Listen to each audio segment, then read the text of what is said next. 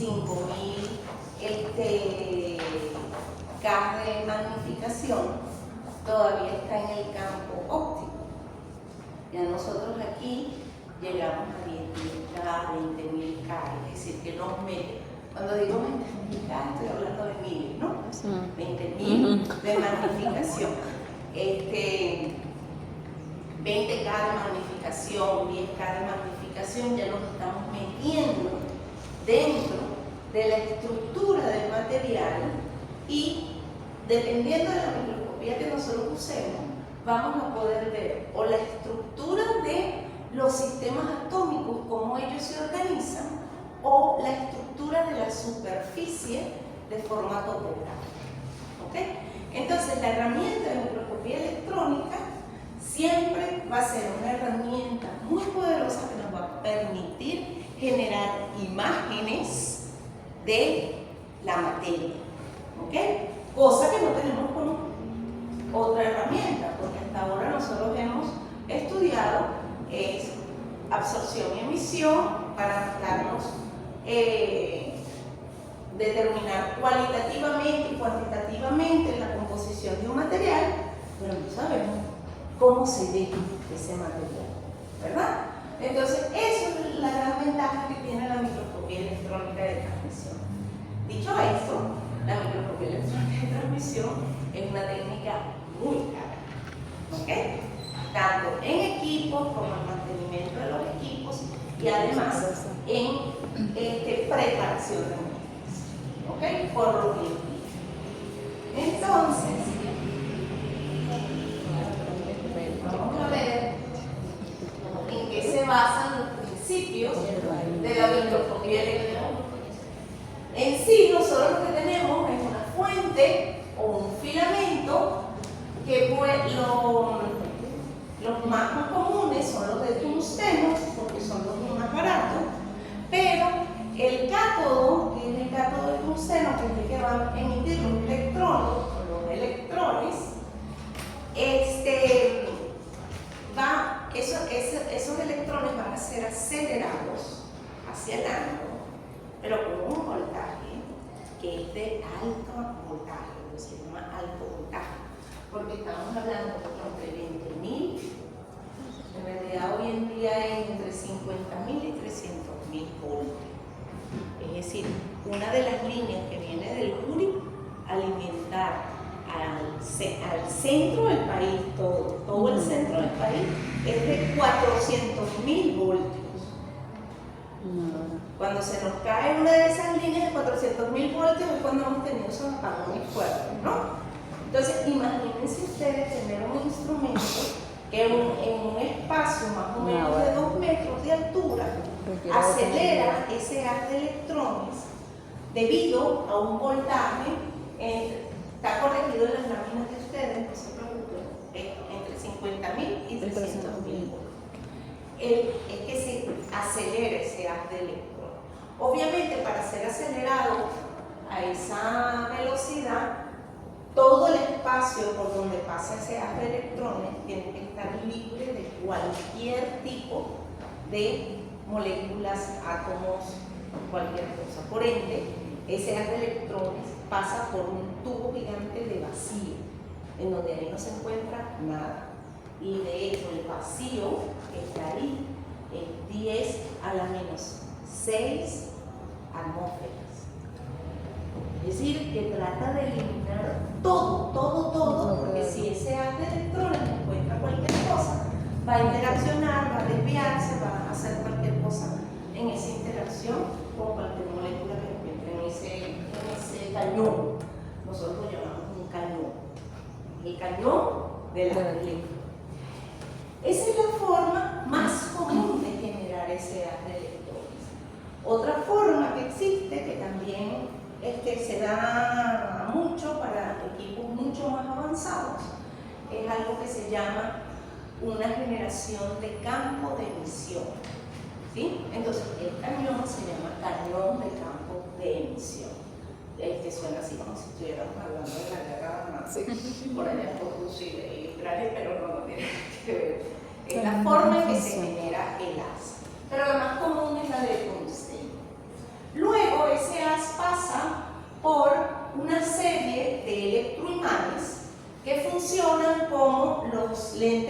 ópticos que nosotros tenemos en un microscopio óptico normal. Ustedes saben que hay una serie, deberían saberlo, que hay en un microscopio óptico, entre el objetivo, el lente objetivo, hay una serie de otros lentes que me permiten enfocar esa imagen,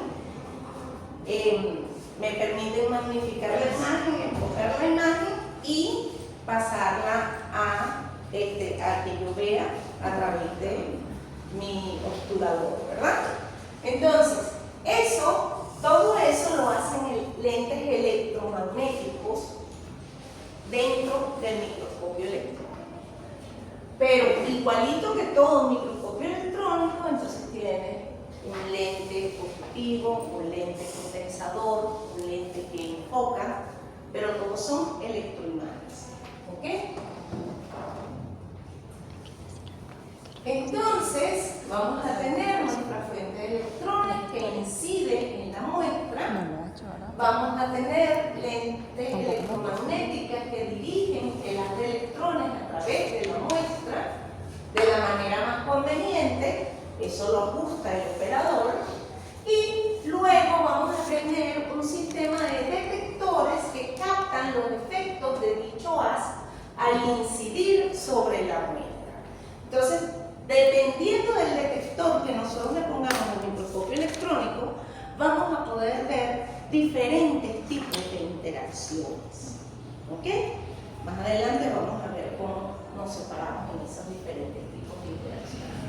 Una vez que el detector capta esas interacciones, entonces va a un sistema en donde se traduce esa interacción de señal eléctrica a una imagen. Y esa imagen nosotros la podemos visualizar en pantalla, la podemos trabajar en pantalla en ese momento o la podemos guardar para trabajarla más adelante. ¿Ok? Antes no, antes se imprimían placas fotográficas abajo en el microscopio, tenía como para tomar fotos de lo que estaba viendo la imagen y uno después trabajaba la foto y veía qué era lo que estaba viendo la imagen. Yo perdí los ojos ahí. Sí, me imagino. Sí, porque eran así como, te entregaban una llave como si fuera un rayo X.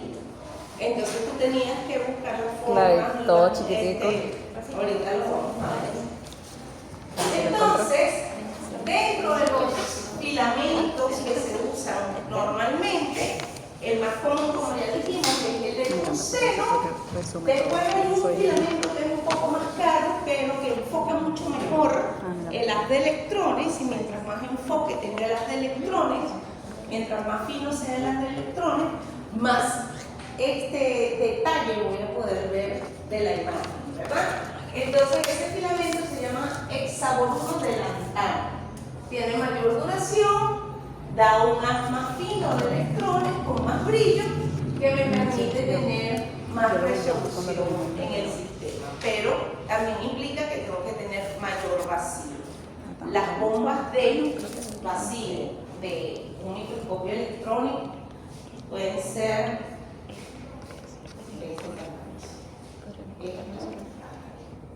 una bomba de vacío de microscopio electrónico. ¿Por qué? Porque necesitas una bomba muy poderosa. ¿Okay? Entonces, luego también, como les dije, el campo del efecto emisor, que se usa más que todo en una microscopía electrónica que se llama barrido y genera mayor brillo y mayor resolución, pero obviamente es más caro.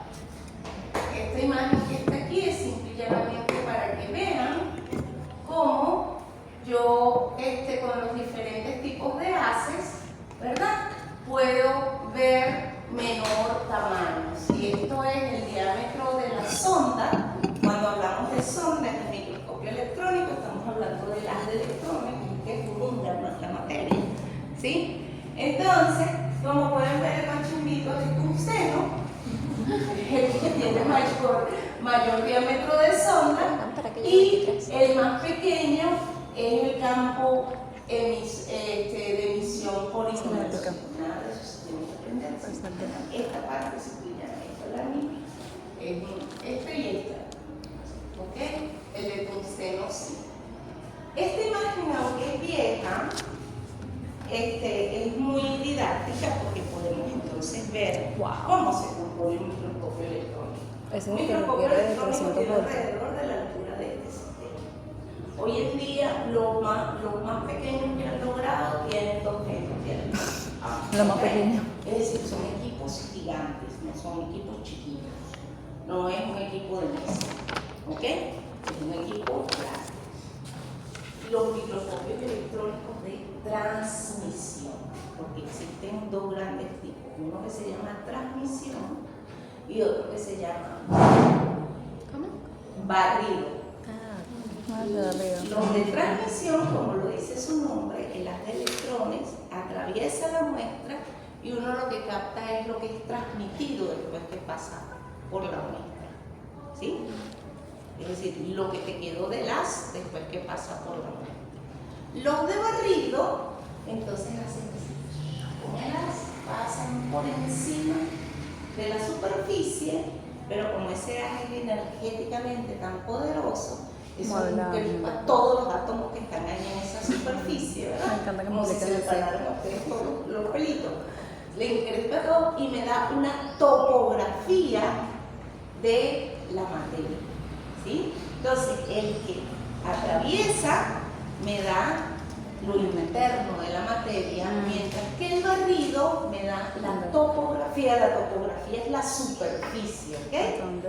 De lo que ocurre en la superficie del sistema, pero no sé lo que ocurre ahí, solamente en la superficie. Ese es el de barrido. Ese es el de barrido. El de barrido sí es así como una cafetera Nestlé, es más chiquita, ¿sí? ¿Y no requiere tantos voltios o igual? No requiere tantos voltios, no requiere tanto vacío. Sí, obviamente sí necesita un buen sistema de vacío, pero no tan poderoso como el de transmisión. Y por lo general, ¿qué es lo que hace uno? Que los de transmisión, los microscopios electrónicos de transmisión, hoy en día se les puede poner el detector de barrido y pueden hacer las dos cosas. Okay. Mientras que antiguamente tenías uno para una cosa y otro para otra. Todavía hoy se mantiene así muchos de ellos, pero los más nuevos tienen la posibilidad de tener los detectores de barrido. ¿Y cuál es como más Eficiente. No. Dependiendo de lo que Dependiendo vayas a de lo hacer. que tú necesitas. Por ejemplo, yo trabajo, toda mi vida trabajé en nanomateriales. Yo necesito saber el tamaño de las partículas a nivel nanómetro, ¿sí? Y necesito saber la distribución que tienen esas partículas en un soporte X, ¿sí? Entonces, el soporte me da como si fuera el fondo, pero no tiene como mucha señal, ¿sí? Mientras que lo que sí tiene señal es todo lo metálico en el sistema, todo lo que conduce. Entonces, ¿qué son las nanopartículas? Entonces, para nosotros que trabajamos en nanopartículas, si el material no está soportado en nada, o si el soporte es muy transparente, el haz de electrones, entonces uno trabaja en transmisión. Pero si lo que me piden es que yo vea cómo está la topografía de ese soporte y cómo ha cambiado con los metales que le he soportado, entonces necesito barrido. Entonces eso no es quién es más y quién es menos. Cada uno me da una cosa diferente, ¿sí? El que se mete más dentro de lo que es ¿cómo se llama? La estructura interna atómica de los materiales es el de transmisión, ¿ok?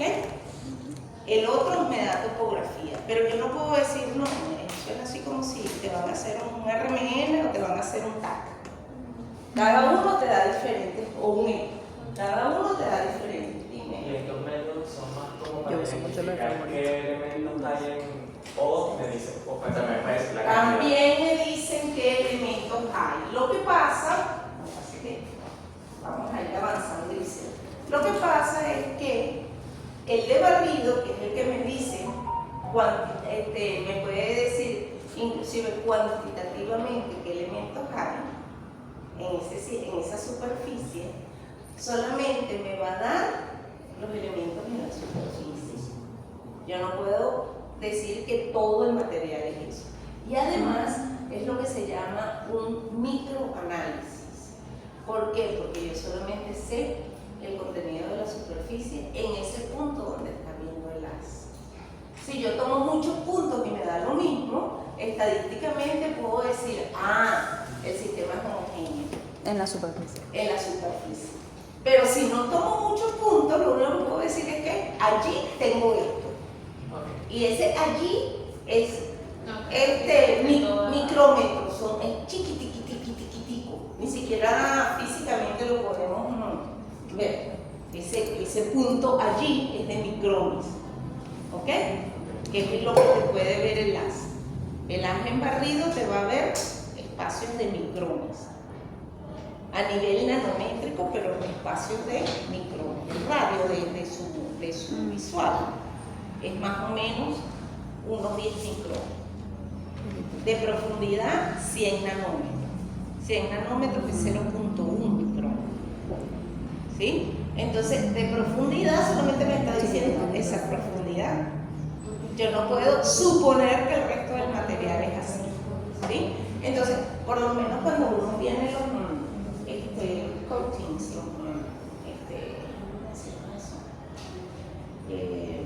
que solamente hay en la superficie, tienes coatings. Traducción. ¿Y qué traducción? Necesito más descripción. Sí, necesito saber qué es coating, se llama coating.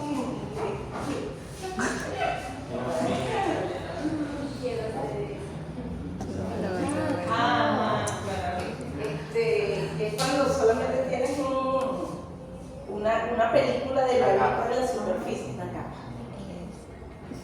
una capa en la superficie delgadita, y tú necesitas solamente observar esa capa con los polímeros, así, entonces tú te vas para abajo. ¿Sí? Sí, como una capa, un revestimiento. Recubrimiento. Lo que pasa es que Capa funciona, pues.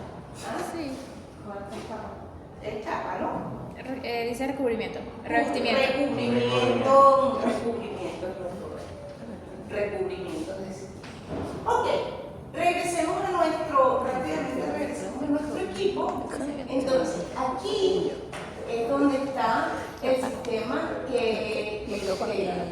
aquí abajo está la pantalla de observador. Esta es la pantalla donde uno ve lo que está pasando en la muestra. Tú tienes aquí el sistema, el cañón de electrones, cátodo, ánodo, acelerado con sus lentes electrónicas. La primera lente es la lente de condensador. Después viene el portaobjeto, aquí va la muestra. Luego viene el lente objetivo, la lente intermedia, los espejos, y después es que tengo toda mi cuestión de cámara fotográfica. Estos mesones aquí tan grandes es porque ahí es que se tomaban las fotos, ¿sí? Y esto que está aquí abajo es un detector. Esto que está aquí abajo es un detector también. Entonces, claro, son imágenes viejas, como pueden ver por la computadora que está aquí atrás, pero nos dicen cómo es un microscopio electrónico. Este es más antiguo que él. Pero miren el tamaño que tenía esto para generar el vacío de ese sistema. ¿Sí? Ok. Entonces, el cañón de electrones, que viene con un brillo que depende de qué tipo de electrón sea, va a tener una intensidad y una distribución específica. Como todo lo que pasa en la radiación óptica va a pasar en nuestra radiación de electrones. Es decir, los que usamos lentes sabemos que si yo veo así por el culito del ojo, los que no usamos lentes también lo sabemos, perdemos enfoque. Sí. ¿Verdad? Eso se llama aberración esférica. ¿Por qué? Porque ya en el juguito del ojo, No, ya no la tengo el esfera del ojo es más predominante que aquí en mi parte de este lado, que tengo casi que una parte plana en el sistema óptico, ¿sí? Igualito pasa con los lentes, no es lo mismo ver a través de esta parte que a través de la parte, eso se llama aberración esférica, se llama, y vamos a tener todas las cosas que nos ocurren allí, lo vamos a tener. Entonces vamos a tener resolución de borde, resolución, vamos a perder por aberraciones esféricas, vamos a perder resolución, y eso lo único que implica es que nuestra onda principal se está superponiendo con otras cosas porque el lente no las puede separar y produce un borroso. ¿Sí? Eso es lo que implica desde el punto de vista de lenguaje común. Entonces, cuando uno habla de aberración esférica, eso es simple y llanamente eso, se está superponiendo las ondas y me está generando una imagen borrosa. Lo que sufrimos del astigmatismo, lo que es todo el tiempo, porque esa es lo que pasa hoy, lo que son los astigmatismos. Es decir, lo que sufren el astigmatismo, las letras le hacen así. Las luces nos vuelven locos, ¿verdad? Perdemos el enfoque de los sistemas, ¿no? Y por eso es que de noche nos afecta muchísimo más, porque no tenemos la capacidad de ajustar el lente con la velocidad que necesitamos, ¿sí? Entonces, por eso es que... Ok, entonces como les dije, ya tenemos un lente condensador que su misión es afinar el haz. ¿A qué se les parece ese lente condensador? A un monocromador, ¿verdad? Entonces, en el microscopio electrónico no tenemos monocromadores como en nuestros sistemas espectroscópicos, sino que tenemos lentes condensadores, que son los que afinan ese haz de electrones. Y ese haz, dependiendo de esa convergencia, voy a tener mayor o menor resolución. Luego, mi lente objetiva, que es el que me forma la imagen inicial de lo que yo estoy viendo, una lente intermedia que me aumenta la imagen, ¿verdad? Y define el foco, y luego las lentes proyectoras que proporcionan un nivel de aumento de la imagen inicial.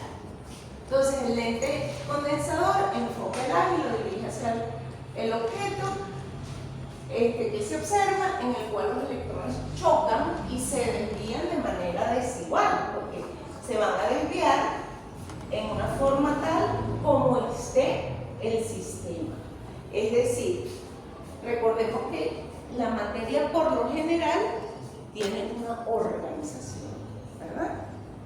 No, a menos que sea un líquido, los materiales sólidos tienen organización. Y aquí llegamos a una limitante de esto. Como trabajamos en tan alto vacío, no puedo trabajar en líquido. No puedo trabajar en sistemas gaseosos. Tengo que trabajar en sistemas sólidos. Otra limitante es que como el haz de electrones es tan poderoso, yo no puedo poner nada orgánico en ese haz de electrones porque simple y llanamente se achicharra. Es decir, hago combustión interna y lo mato y no veo nada. Pero eso no quiere decir que no podamos ver sistemas biológicos. Ya les voy a echar cuento cómo. Resulta que esta técnica fue diseñada y desarrollada por la gente de biología. Ellos lo que hacen son réplicas. Yo no sé si ustedes, dentro de su cultura general, saben que en el siglo XIX